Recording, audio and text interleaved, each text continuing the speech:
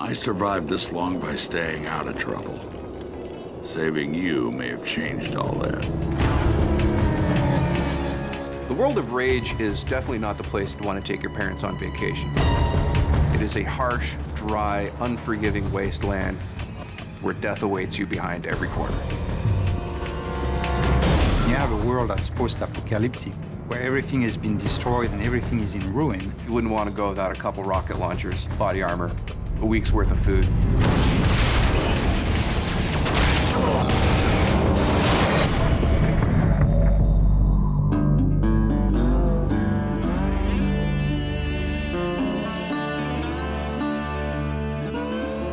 So the first character that you meet in Rage is named Dan Hagar. I hear there's something special about you Ark people. He is this fatherly character that is trying to keep his settlement safe. We knew we needed a great voice talent, and the only way to find that is look for great actors. In the initial images I saw of Dan Hagar, he had glasses, the shorts, the fishing vest, and I go, that totally reminds me of Walter Sobchak from The Big Lebowski. And I go, Tim, we need to get John Goodman. Welcome to the future. You can imagine if there was an actor from Hollywood that could survive an asteroid destroying the Earth, he would be on that list. Get to town. It'll be safer there. You can feel his fatherly ways. You can feel that he's got this tough interior. It really was a great combination. Sound really is half of your experience. The first half is being taken in with your eyes. The second half is being taken in with your ears.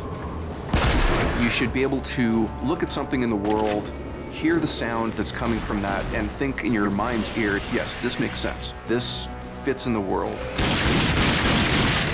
Gun sounds are one of the hardest things in the world to do, only because you're constantly hearing them. The shotgun is a type of weapon that when you hit the fire button and point it at someone, you really want to feel that kaboom.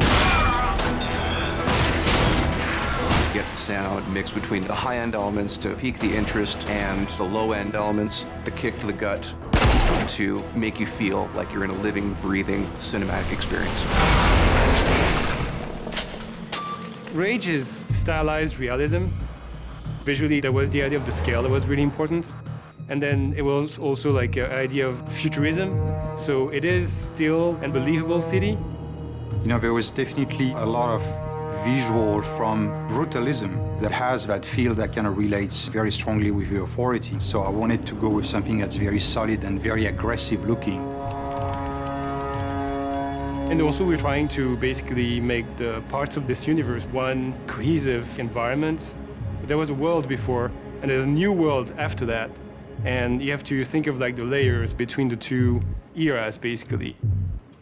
When I started this technology, I had some image in my mind of what it could do, but when the artists get a hold of this and they start working their magic on it, they produce things that, when I look at some of the scenes in Rage, I'm just, wow, that looks better than I would have thought this game could look.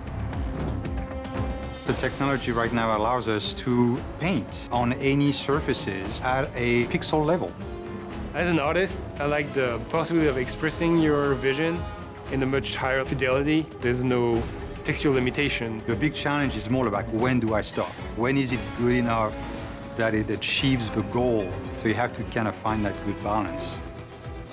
I want the player to feel like he lived through an experience that is bigger than just the game itself. Everyone who's seen the game so far has had the same reaction. It's like a visual shock.